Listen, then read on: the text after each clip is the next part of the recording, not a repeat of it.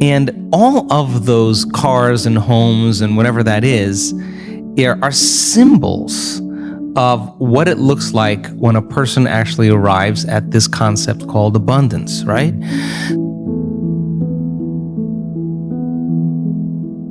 So if those things help them to associate with something that creates a feeling of abundance, and they're building their vision board to help them to get clear on their intent, then that's fine, because they're associating objects or things or material things that they'll say, that's when I know that I'm abundant.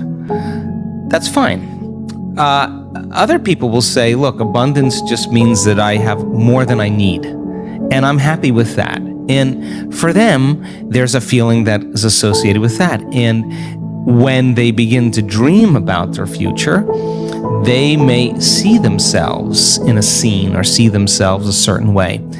I don't care what it takes for the person to get there, because once they have their abundance, and this happens quite a bit in our work, when you finally have everything you want, there's only one thing you're going to ask yourself: how am I going to contribute to the world? How am I going to make a difference?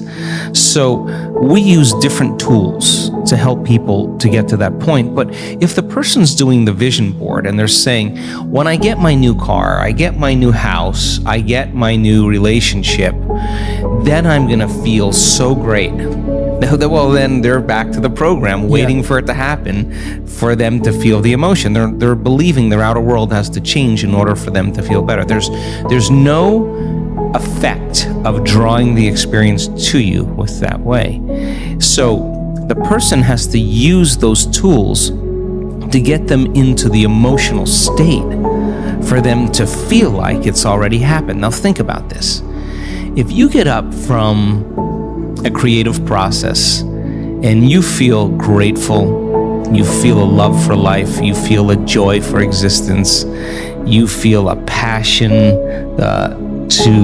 for the moment, you will not be looking for your future, because you'll feel like it's already happened.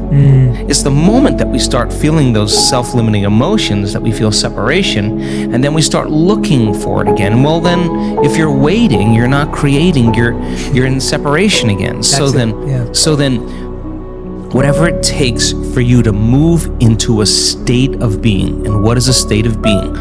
Thoughts are the vocabulary of the brain. Feelings are the vocabulary of your body. How you think and how you feel creates your state of being. So then if you wake up in the morning and you come back to your senses with a clean slate and you say, I don't feel anything, and you say, well, let me start thinking about all the problems in my life. Well, all those problems are connected to different people or different objects or things at different times and places. The moment you remember your problems, a memory is a record of the past. You're thinking in the past. Every one of those problems has an emotion associated with them. So all of a sudden you start feeling unhappy, you start feeling bitter, you start feeling frustrated. So now your body's in the past. So then most people then create a state of being that's connected to their past. And if they're in the familiar past, then they are going to crave the predictable future, and they're going to fall back into routine. So then we want people then to get very clear on that vision of their future, however they do it, and begin to combine that clear intention with an elevated emotion.